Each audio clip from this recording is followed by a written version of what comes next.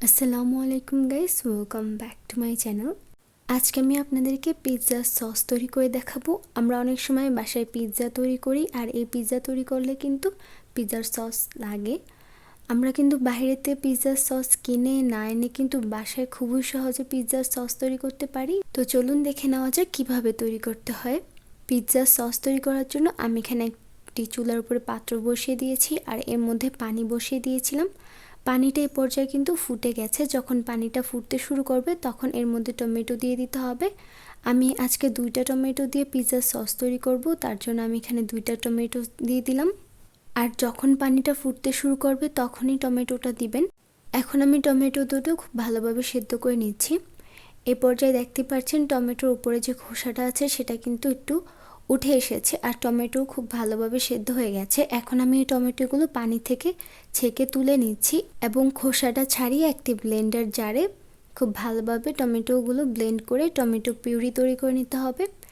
এখানে আমি একটি প্যানের মধ্যে একটু তেল গরম করে এর মধ্যে পেঁয়াজ কুচি দিয়ে দিয়েছিলাম। এই জায়গায় আমি ভিডিওটা অন করতে ভুলে গিয়েছিলাম, আমি কিছুই করিনি, শুধু পেঁয়াজটা একটু ভেজে নিয়েছি হালকা। আর আপনারা দেখতে পাচ্ছেন আমি পেঁয়াজটা ঠিক কীরকম কুচি করেছি। আমি কিউব করে খুব ভালো করে পেঁয়াজটা কুচি করে নিয়েছিলাম। দেখতে পাচ্ছেন এই পর্যায়ে পেঁয়াজটা হালকা ভাজা হয়ে গেছে। এখন আমি এর মধ্যে রসুন কুচি দিয়ে দিচ্ছি 2 টেবিল চামচের মতো। আর পিৎজা সস তৈরি করতে কিন্তু রসুন কুচিটা পরিমাণে একটু বেশি লাগে। আর আপনারা দেখতেই পাচ্ছেন আমি রসুনটা কিন্তু একদম ফাইন করে চপ করে নিয়েছি। এখন আমি এই পেঁয়াজ এবং রসুন খুব ভালোভাবে একটু ভেজে নিব, মানে হালকা একটু গোল্ডেন ব্রাউন কালার করে ভেজে নিচ্ছি। এর চেয়ে বেশি কিন্তু ভাজতে যাবে না, নাহলে কিন্তু এগুলো পুড়ে যাবে। দেখতেই পাচ্ছেন এই পর্যায়ে কিন্তু পেঁয়াজ এবং রসুনের কালারটা চেঞ্জ হতে শুরু করেছে, হালকা ব্রাউনিশ কালার হয়ে গেছে।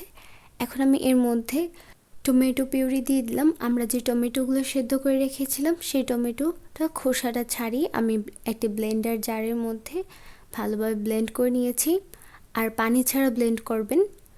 এখন এই টমেটো পিউরি সম্পূর্ণ এর মধ্যে দিয়ে দিলাম, দিয়ে খুব ভালোভাবে সব কিছু এখন মিশিয়ে নিচ্ছি এবং এই টমেটোটা খুব ভালোভাবে একটু জাল দিয়ে নিচ্ছি। আস্তে আস্তে দেখতে পারবেন টমেটোর মধ্যে যে পানিটা আছে সেটা কিন্তু শুকাতে শুরু করবে। আর এই পর্যায়ে চুলার আঁচ মিডিয়ামে রাখবেন। এখন আমি এর মধ্যে পরিমাণ মতো লবণ দিয়ে দিলাম, আর 1 চামচ পরিমাণ মরিচের গুঁড়া দিয়ে দিলাম। বেশি মরিচের গুঁড়া দিবেন না, আর আপনারা যদি বেশি ঝাল খেতে চান তাহলে একটু বেশি পরিমাণে মরিচের গুঁড়া দিয়ে দিবেন। 1 টেবিল চামচের মতো চিনি দিয়ে দিলাম, অবশ্যই এর মধ্যে চিনি দিবেন। এখন সব কিছু খুব ভালোভাবে মিশিয়ে নিচ্ছি এবং অপেক্ষা করব যতক্ষণ না পর্যন্ত টমেটোর মধ্যে যে এক্সট্রা পানিটা আছে সেটা শুকিয়ে যাওয়া পর্যন্ত। আর এই পর্যায়ে কিন্তু চুলার আঁচ মিডিয়ামেই থাকবে। এখন আমি এর মধ্যে অরিগ্যানো দিয়ে দিচ্ছি 1/2 চামচের মতো। আর এই অরিগ্যানোটা আপনারা যে কোনো সুপার শপের মধ্যে কিন্তু পেয়ে যাবেন। এই অরিগ্যানোটা দেওয়ার চেষ্টা করবেন, এতে কিন্তু এর মধ্যে একটি সুন্দর ফ্লেভার আসবে। সব কিছু আবারও নেড়েচেড়ে খুব ভালোভাবে মিশিয়ে নিচ্ছি। আর এই পর্যায়ে দেখতে পাচ্ছেন টমেটোর মধ্যে যে পানিটা আছে সেটা কিন্তু শুকিয়ে গেছে। তারপরও আমি আরও কিছুক্ষণ এটা চুলার উপরে অনবরত নেড়েচেড়ে পানিটা আর একটু শুকিয়ে নিব। আর অবশ্যই এ পর্যায়ে অনবরত নেড়েচেড়ে নিতে হবে, নাহলে কিন্তু এই সসটা পুড়ে যাবে। তো দেখতেই পাচ্ছেন আমাদের পিৎজা সস তৈরি। এই পিৎজা সসটা টোটালি ঠান্ডা করে নেওয়ার পর একটি এয়ারটাইট বক্সে আপনারা ফ্রিজে 1 সপ্তাহের মতো রেখে দিতে পারবেন।